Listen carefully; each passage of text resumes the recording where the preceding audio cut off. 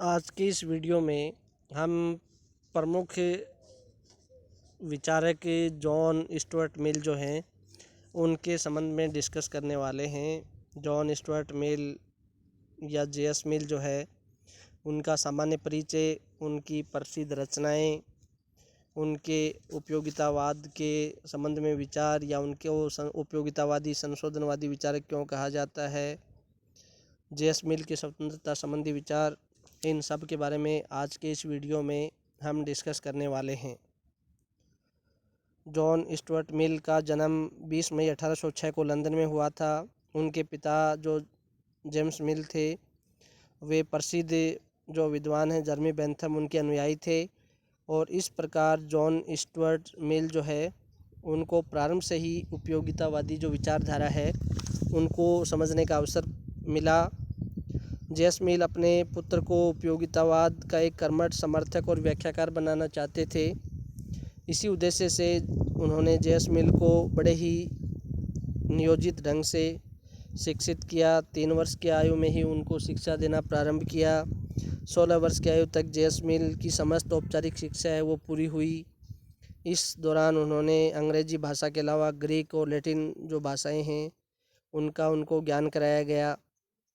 तो इस प्रकार से शीघ्र ही जे.एस. मिल ने अपनी जो शिक्षा है वो प्राप्त की। जे.एस. मिल ने कुछ प्रसिद्ध रचनाएं लिखी। इसमें representative government, utilitarianism, subjection of women, autobiography, system of logic, on liberty, principle of political economy, ये सारी जो पुस्तकें हैं ये जे.एस. मिल के द्वारा लिखी गई हैं। उपयोगितावाद के संबंध में यदि हम जे.एस. मिल के विचारों की बात करें तो जे.एस. मिल ने बेंथम के उपयोगितावाद में कुछ आवश्यक बदलाव या उसमें कुछ परिवर्तन या संशोधन किए थे। इसलिए जे.एस. मिल को संशोधनवादी उपयोगितावादी विचारक के नाम से भी जाना जाता है।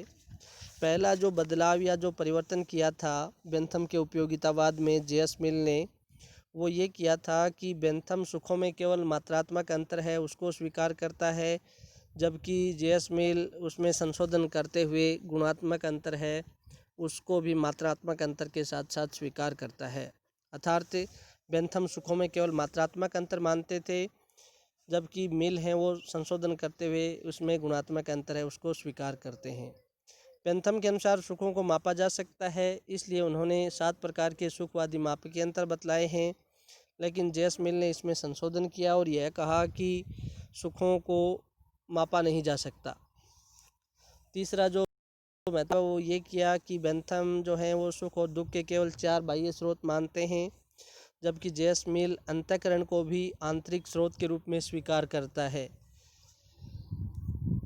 बेंथम ने उपयोगितावाद में नैतिकता को उचित स्थान प्रदान नहीं किया। इसके विपरीत जे.एस. मिल जो हैं वो अपने उपयोगितावाद में उचित स्थान प्रदान करते हैं। बेंथम उपयोगितावाद में भौतिक सुखों को अधिक महत्व देते हैं, जबकि जे.एस. मिल भौतिक सुखों की तुलना में मानसिक जो सुख है उनको अधिक श्रेष्ठ और स्थायी मानते हैं। बेंथम के उपयोगितावाद में संशोधन जो है वो उपयोगिता की अनुगामिनी होती है, जबकि जे.एस. मिल ने इसमें कुछ बदलाव किया और कहा कि उपयोगितावाद में स्वतंत्रता उपयोगिता की अग्रगामिनी होती है न कि अनुगामिनी। तो ये कुछ परिवर्तन या बदलाव जे.एस. मिल ने बेंथम के उपयोगितावाद में किए और इसी कारण बेंथम के विचारों में बदलाव या परिवर्तन या संशोधन करने के कारण जे.एस. मिल को संशोधनवादी उपयोगितावादी विचारक के नाम से या हम जानते हैं। मिल के यदि स्वतंत्रता संबंधी हम विचारों की बात करें तो मिल ने अपनी प्रसिद्ध पुस्तक ऑन लिबर्टी जो है इस पुस्तक में स्वतंत्रता के संबंध में विचार प्रस्तुत किए हैं और इस ग्रंथ में व्यक्ति की स्वतंत्रता का अर्थ, प्रकार, महत्व, आवश्यकता इतने अधिक तर्कपूर्ण और उत्साहपूर्ण ढंग से लिखा है कि मिल को प्राय व्यक्ति की स्वतंत्रता है उसका अग्रदूत है वो कहा जा सकता है। बार्कर का मत है कि जेएस मिल की जो स्वतंत्रता है वो खोखली स्वतंत्रता है, सारहीन स्वतंत्रता का वो अग्रदूत है। वस्तुतः मिल ने स्वतंत्रता के नकारात्मक पक्ष को ही रखा है, सशक्त रूप प्रदान किया है, लेकिन उन्होंने स्वतंत्रता के सकारात्मक पक्ष है उसकी लगभग उपेक्षा की है।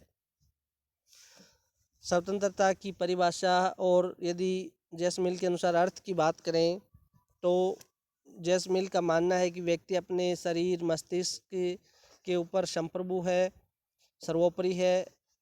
व्यक्ति को स्वयं अपने मामलों में किसी अन्य सत्ता के अधीन नहीं रखा जा सकता। मिल ने स्वतंत्रता को परिभाषित करते हुए कहा है कि स्वतंत्रता प्रत्येक व्यक्ति की स्वयं पर संप्रभुता है। इसका सरल अर्थ यह है कि व्यक्ति स्वयं से संबंधित कार्यों में पूर्णतया स्वतंत्र है, किंतु अन्यों से संबंधित मामलों में उसकी स्वतंत्रता है वो सीमित है। मिल ने स्वतंत्रता को दो भागों में बांटा है, विचारों की स्वतंत्रता और कार्यों की स्वतंत्रता।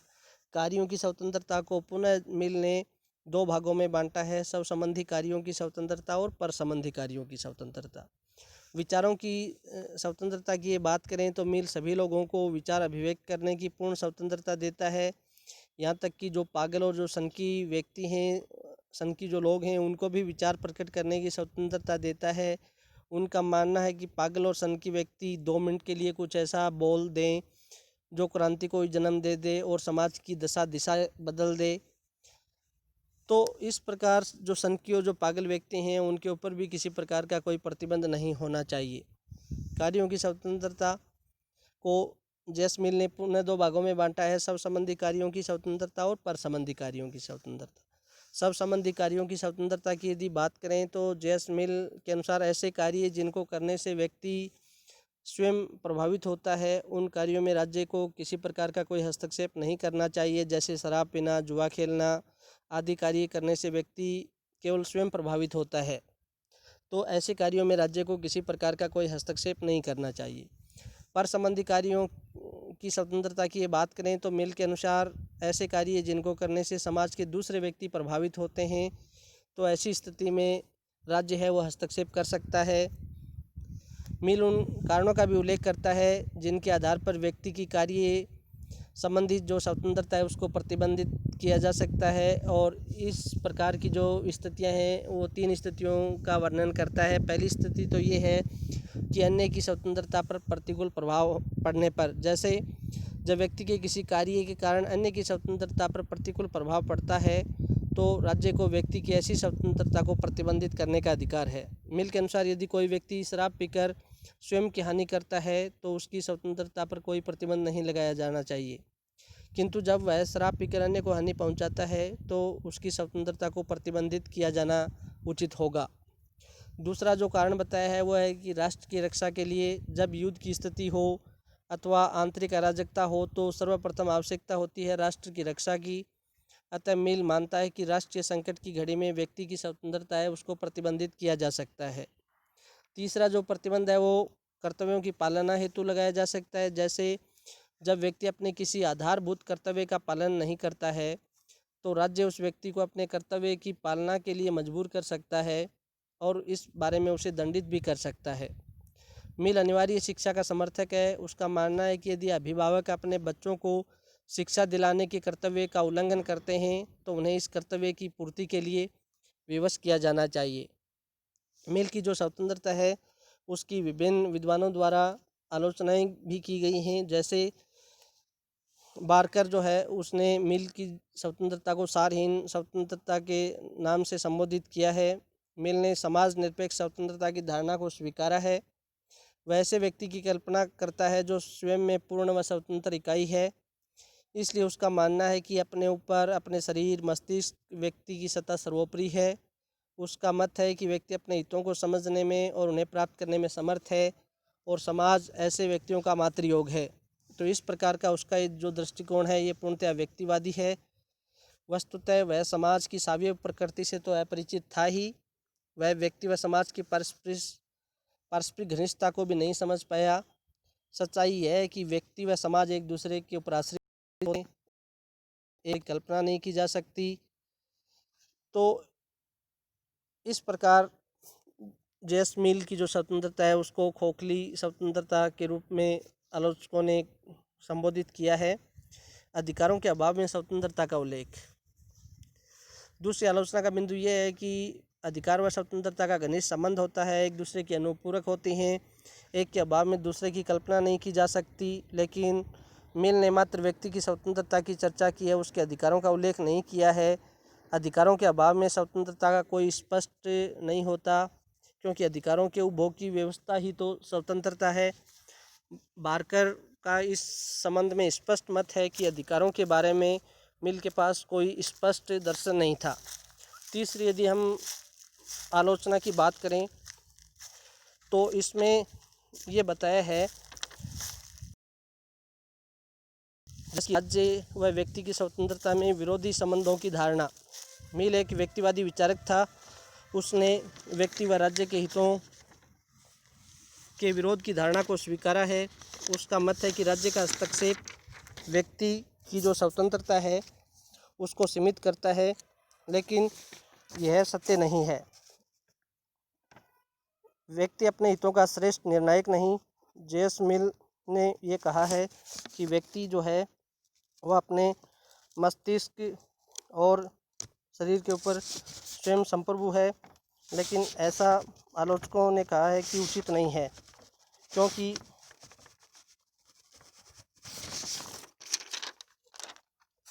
व्यक्ति अपने हितों को स्वयं भली भांति पहचाने ये आवश्यक नहीं है, उसे प्राप्त करने की अक्षमता वो रखे यह भी उचित नहीं है। संघ की व्यक्तियों की स्वतंत्रता का समर्थन अनुचित। जेएस मिल ने अपने विचारों में ये कहा है कि जो संघ की और जो पागल व्यक्ति हैं उनको भी स्वतंत्रता प्रदान की जानी चाहिए। उनको स्वतंत्रता देने का उन्होंने समर्थन किया है, लेकिन आधुनिक मनोविज्ञान यह बताता है कि संघ की व्यक्ति विकृत मस्तिष्क वाले होते हैं और इसलिए यह कहा जा सकता है कि ऐसे व्यक्तियों को विचार अभिव्यक्ति की पूर्ण स्वतंत्रता देना समाज व राज्य के हित में नहीं होगा। कार्यों का विभाजन संभव नहीं। जेएस मिल ने जो कार्यों की स्वतंत्रता है उसको दो भागों में बांटा है, सब संबंधी कार्यों की स्वतंत्रता और पर संबंधी कार्यों की स्वतंत्रता। तो इस प्रकार कार्यों की स्वतंत्रता को दो भागों में बांटना उचित नहीं है, संभव नहीं है। तो ये विभिन्न विचारकों ने मिल के स्वतंत्रता संबंधी विचारों को अत्यधिक तर्कों के आधार पर इसकी आलोचना की है, लेकिन जेएस मिल के जो विचार और अभिव्यक्ति की स्वतंत्रता संबंधी जो विचार हैं उनका आज भी विशिष्ट महत्व है। उसका जो प्रसिद्ध ग्रंथ है ऑन लिबर्टी, उसकी प्रशंसा करते हुए वेपर ने कहा है कि विचार और विवाद की स्वतंत्रता के समर्थन में इससे अधिक जो श्रेष्ठ ग्रंथ है वो दूसरा नहीं हो सकता। आगे के जो हमारे जो वीडियो हैं वो इसी क्रम में जारी रहेंगे। धन्यवाद।